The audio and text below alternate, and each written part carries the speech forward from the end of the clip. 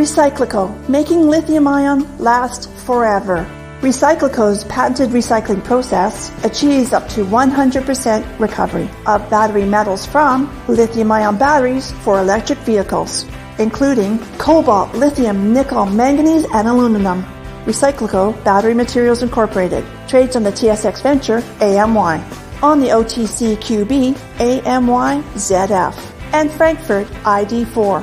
For more information, visit recyclicode.com or phone us at 778-574-4444. Recyclico, making lithium-ion last forever. You're listening to HowStreet.com radio, available online at TalkDigitalNetwork.com.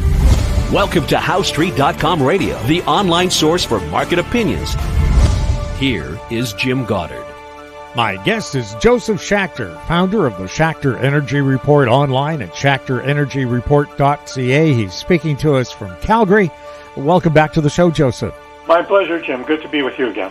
October means the big Schachter Energy Conference. Can you tell us about it? Yeah, we've been doing this for since 2018, except for the COVID years. And what we do is we, for individual investors, there's very little access to management anymore. AGMs are virtually now. And what we wanted to do was get companies we covered, companies that are interesting to clients, to our subscribers, and to other invitees, and people who come to the conference. So we have two parts of it: the energy industry of today, which is my side, and the energy industry of tomorrow, which the TMX invites, clean tech, critical minerals, renewable companies to. We target 45 companies, so there's 9 rooms running in terms of, meetings. And the largest companies are ones like Strathcona and Tourmaline. We have smaller companies like Yangara, Rubellite, McCoy Global, Pinecliff. All you need to do is go to our website, www.catchtheenergyconference.com. It'll show you all the names of the companies that we've signed up. We signed up 2 more in the last week. We still have 2 or 3 more to fill out. But as we're getting close to having a full program. And the thing is, we started out in the Bella Hall, which is right next to the Roderick Ma Hall, and we have 640 seats there. And the opening is by Brian Jean, our energy minister. Last year we had the premier open it up. And then we go over to the Roderick Ma Hall, and we have sessions, 35-minute sessions, 25 minutes for the companies to tell their stories. And then there's moderators in the room for 10 minutes of Q&A. And then there's breakouts for booth time, so people can go up and meet the CEOs of the companies they're interested in or own, or find, that's something that might be of interest to me. And I think it's really been, something very successful. Because it gets face time by investors to the companies they own, if from the list that do show up. And if they own any of those companies, it's a great opportunity. Come to Calgary and be there at the event. It's a full day on Saturday, October 19th. So first thing in the morning, breakfast, then the opening by the energy minister. Then I give my macro speech. Then we move over to the other side of the building, and that's where we have the breakout sessions. And the end of the day, because LNG is coming to Western Canada finally, after 20 years of talking about it, we're going to have LNG by the end of the year. We're starting with we'll have an LNG panel at the end of the day with Chris Carlson, the CEO of Birchcliff. We're going to have Charlotte Raggett, the CEO of Rockies LNG, one of the LNG companies, and we're going to have Brian Jean, the energy minister, on that panel, and it'll be hosted by Jody Anhorn, who's the CEO of GLJ, one of the big engineering firms for the energy patch, hosting that discussion. So we're very excited about it, and we're getting great response.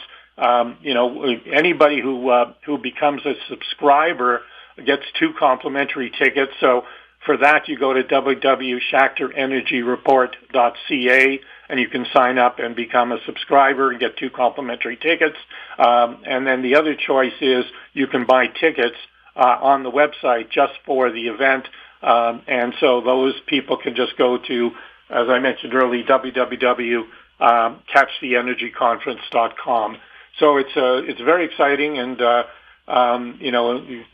it's been something that's worked really well. The TMX is our major sponsor, and we have support from a lot of other MNP, IR Labs, Iridium, Fasken, GLJ. So we're very fortunate that we have very, very good support from both the companies and the sponsors to make this conference viable to the attendees. Is all of this happening October 19th? Saturday, October 19th from, I think it starts, let me just get the program in front of me. It starts at 7:30 in the morning for registration. Then you can go have breakfast, and then 8:30 we start the program with Brian Jean, and then I go and do my presentation, and then we go to the booth visits, and then the presentations by companies. So, you can make, companies, given that there's 5 presentation slots during the day, what we tell people is, I kind of poll them, and how many companies do you own? And a lot of people just say they own 2 or 3 companies that are in attendance. Some say more. So we said, well, if you want to hear the companies you own, that's great, and you still have 2 slots to listen to companies you don't own. And all of the presentations will be available afterwards on our website, so that if you're interested in the company afterwards, you can always go to the website and see that other presentation and then start following that company. And of course, we cover 38 of the companies, and a lot of them are attending. So being a subscriber, you'll get quarterly updates on their quarterly results. The last issue of the SCR, which you got, we covered 23 companies. It was a monster. The one that's coming out next Thursday will be 8 companies, and that'll finish the run of the Q2 24 results. And then, we'll be starting the next run in November, after the Q3 ends. So, we also do webinars every quarter, and we had one on the 29th of August. So we had a very good response there and a good attendance. So we try to do a lot of touchy-feely things to inform, to put on a presentation, what we're thinking on the market, talk about the companies, give them new ideas, and we have 2 Q&A sessions there, so they can ask macro questions, and then they can ask questions specific on companies. So it really is a nice, full product, and we have a great team that puts it together. So I'm very fortunate to have a great team to make the product as good as it's become. Speaking of LNG, the rest of the world would love to have access to Canada's almost limitless supplies of natural gas, but Quebec's in the way. They don't want pipelines. Do you think if Pierre Poilievre becomes prime minister, they'll push natural gas pipelines to the East Coast so we can export to Europe? The problem is provincial rights. If you remember, the Constitutional Court ruled that resources were under the province's control. So, if you remember when the Fed bought the TMX, all the complaints from Burnaby and the fights and all the court cases and the First Nations issues, even with the federal government on it, it's not an easy process. So to get public sector or private sector, pipelines and the LNG plants on the East Coast, I'm not sure how easy that's going to be. And so, I think it's still a West Coast situation. And remember, the biggest demand, over 80% of the demand that's forecast between now and 2040 is going to come from Asia, not from Europe. Europe, it's to offset, Russian natural gas into Europe. Norway, though, has grown its production materially, and they're providing it there. U.S. is a big provider, and Russia still provides. There's business and then there's war. In politics and there's business. It's crazy, but Russia is still providing a reasonable amount of natural gas. Hungary's a buyer. Other countries in Europe are buyers from them. So even though the NATO and the EU have tried to cut off Russia, somehow, it hasn't really happened to the degree that they wanted. And Russia economy is growing 4 or 5%. They're bringing in lots of revenue. They're having one of the strongest economies. Germany is on the verge of recession. It's got a shortage of electrical power. They've closed down all their coal-fired. They've closed their nukes. And now they're out of, then all of a sudden they're reversing the coal standard, and they're importing a lot of LNG. So, and their power plants are there. And then, of course, the competition, China's able to send, cars right into Germany and most of Europe now. And they're taking big market share away from the traditional, manufacturers in Europe. And Germany has always been a colossus in the auto manufacturing, be it Volkswagen, be it Mercedes-Benz or any of the other companies, and it's impacting them severely.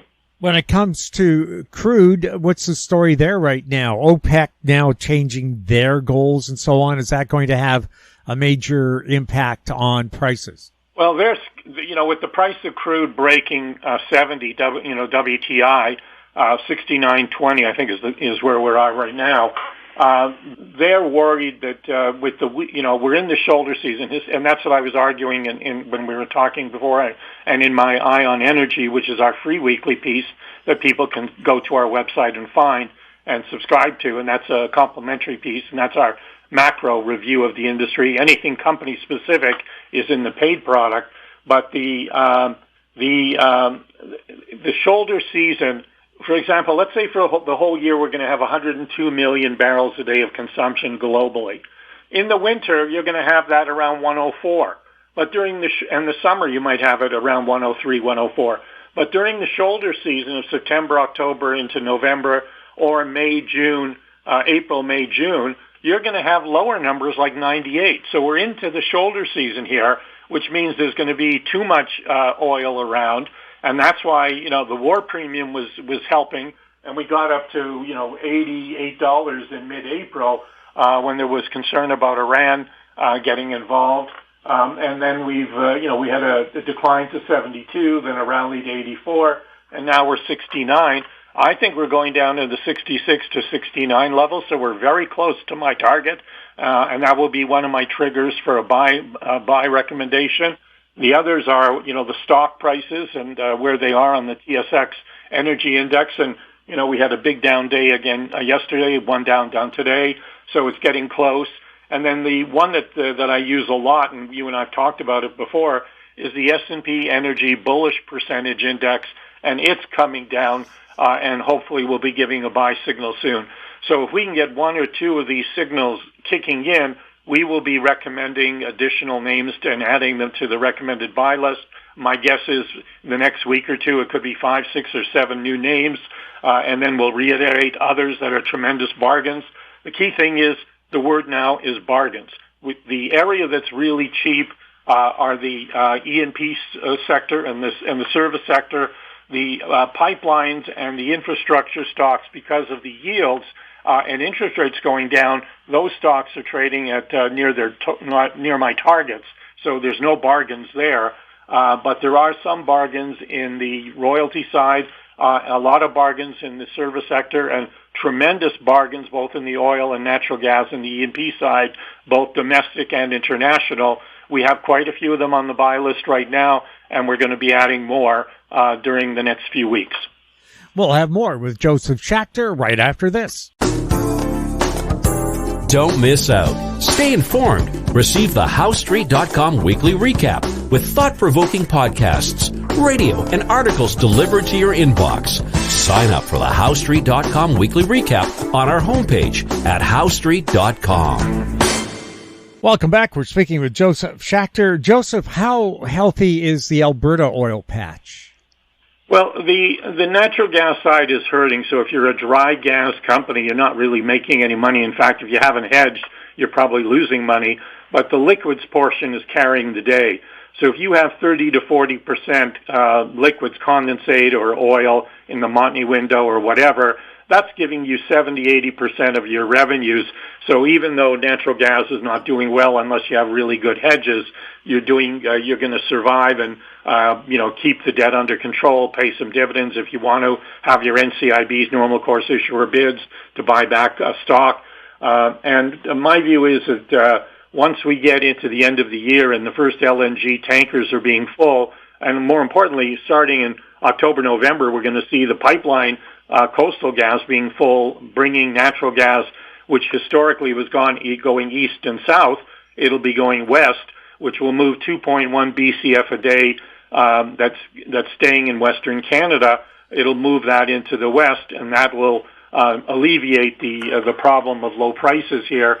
And then as regular shipments occur in 2025, I think we're going to see, instead of under $1 gas for AECO, we're going to probably see $3 to $4 gas, and that's the view. You look at what the LNG operators are getting, from the Gulf Coast of the United States. They're getting between $11 and $13 an MCF US because of the prices that they're getting selling natural gas to Europe and to Asia, be it Japan, South Korea, China, Thailand, Vietnam. They're all importing, and the people don't seem to realize the wealth creation that happens in a commodity cycle, energy super cycle. We only had two in my career, 74 to 81. We went from under $3 oil to $36 oil. It was the days of Dome Petroleum. We found Hibernia. We found the Beaufort Sea. And Alaska had the big discoveries. And then we went into it, again, you go from under capacity to over capacity. Paul Volcker shut the world down with rising interest rates. You remember dollar mortgages in Alberta, 14% long rates, 21% short rates. And then we went through a dead period almost where the sector was not attractive and it was a trading market until 1999. And then from 99 to 2008, China became the big factor because, they were producing 4 million barrels, selling 500,000 to others. And then Deng Xiaoping came in and they said, let's have a capitalism under communist political system. And he let the country get moving. And then all of a sudden you got to 12, 13 million barrels. And the price of oil went from $10 to $147 in the summer of 2008. And that was an unbelievable cycle where stocks went up 10, 15 times. The one in 74 to 81, the TXOGP, which was the index at the time, went up 15 times, and the price of oil went up over 12. Just to give you some examples of what happened from 2020 to 2020, a company like Tourmaline was trading at, $37. It went down to $5, $4.91. And then just in the next 2 years, it went to $72. We have a $150 target. The stock's trading at 60 today, so there's lots of upside in the next during the bull market. Paramount Resources was a $22 stock in 2017, went down to 60 cents. That's how bad things got in 2020, and it's a $26 stock now. We think it could be $65 in the cycle. Birchcliff went from $4 down to 48 cents, rallied to over 10, and it's backed off a lot. So we think there's lots of upside there, trading under $6 right now.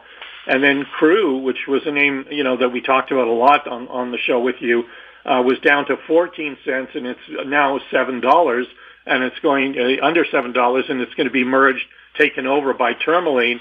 And so we still think we're saying to everybody, take the Tourmaline stock because there's lots of upside ahead. And I'll just give one more example. Trican, which is the biggest fracker in Canada, during the debacle of 2020, it went down to 39 cents, and it rallied to over $5. So there was a lot of money made just in a few years, and I think the pause is almost over. And when we get this bottom in oil, some of these stocks might be 10 cents, 15%, 10%, 15% lower than they are now, but they will be tremendous bargains, and the upside could be triples, five baggers or more into the end of the decade. So investors should be doing their homework, looking at the companies, look at our research, go see the presentations on the website, come to the conference and meet them and have FaceTime with the companies. There's There's going to be a lot of upside in the next number of years, and it's not just energy. We've already seen gold go nuts. We saw copper take off, but then with China weakening, price of copper came off. But there's a shortage of copper around the world, shortage of nickel, and if we want to see an EV world, there'll be more lithium needed, more rare earths needed, and we could see a fabulous commodity cycle into the end of the decade. And what we've seen out of coffee and cocoa and gold is just the beginning. There's way more to go, and I would say, if I was to use a golf analogy, we're on the fourth or fifth hole, and there's 18 holes to play. So, take advantage of the bargains when they back off. Historically, when you have these super cycles, the upside can be, as I said, 10, 15, 20 times in them, but there's going to be corrections along the way. And where my job is to tell you when we have those low-risk entry points after we've had those corrections, and I believe we're getting close to another one.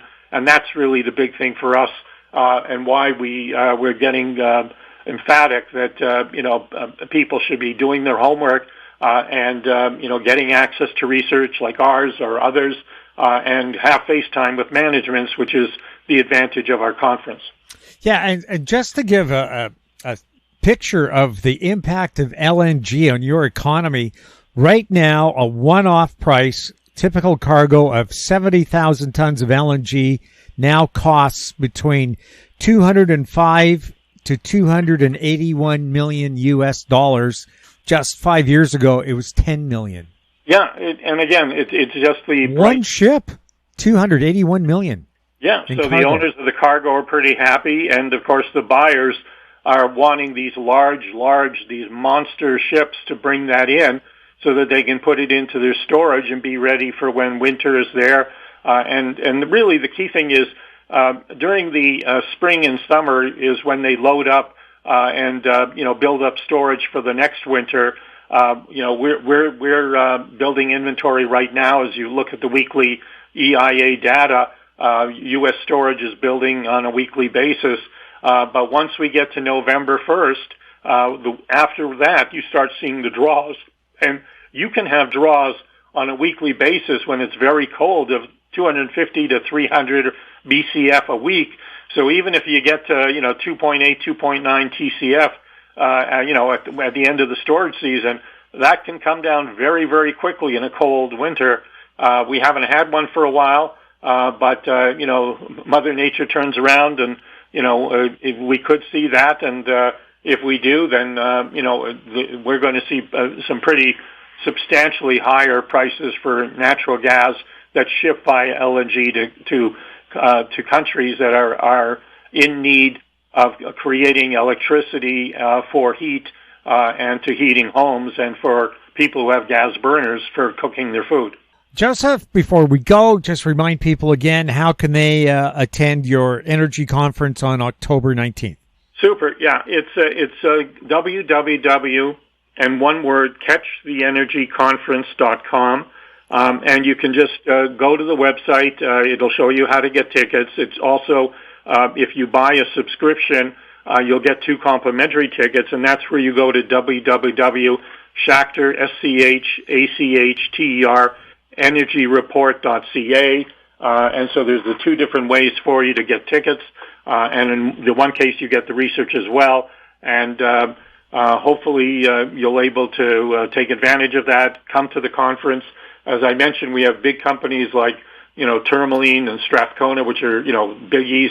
But we have Birchcliff, Surge, Valeura, Grand Tierra, Topaz on Freehold on the royalty side, a lot of service companies, a lot of international companies, as I mentioned, Grand Tierra, Alvo Petro, Touchstone. So we have a nice mix of companies. So depending upon your risk profile, size of company you want, dividend needs, we try to find companies that fit each of the needs of our client base, and we've been fortunate to be able to do that. Do you have to wear a cowboy hat or bow tie to get in? A lot of guys do. Yeah, interesting. No, me, I'm in a suit with a bow tie, but a lot of the ranchers that come in who are very big and very successful in their own right, of course, have investment portfolios for their retirement.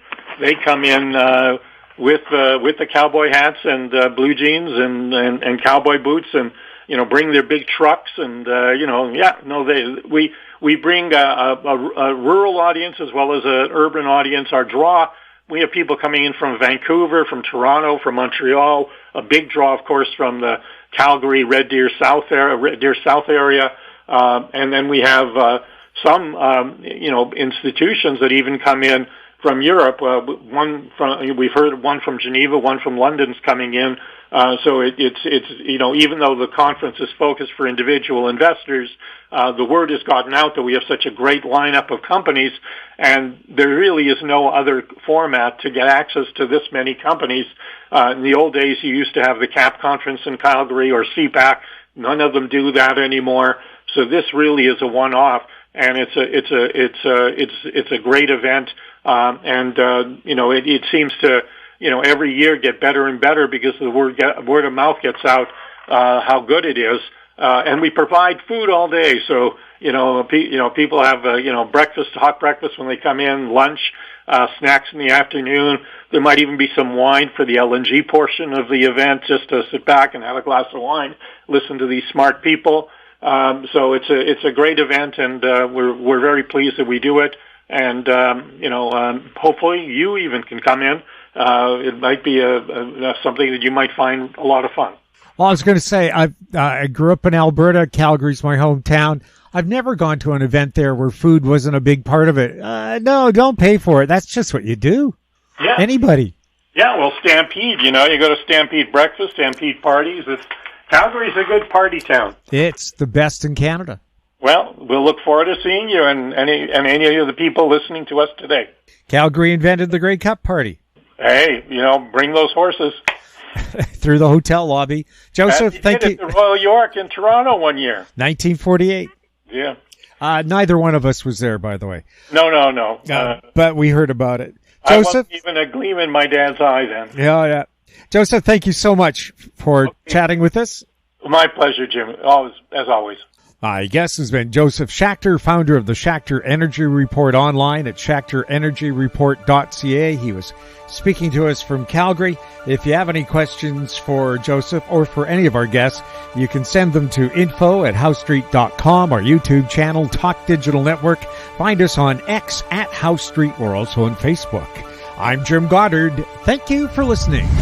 Comments made on HowStreet.com radio are an expression of opinion only and should not be construed in any matter whatsoever as recommendations to buy or sell any financial instrument at any time.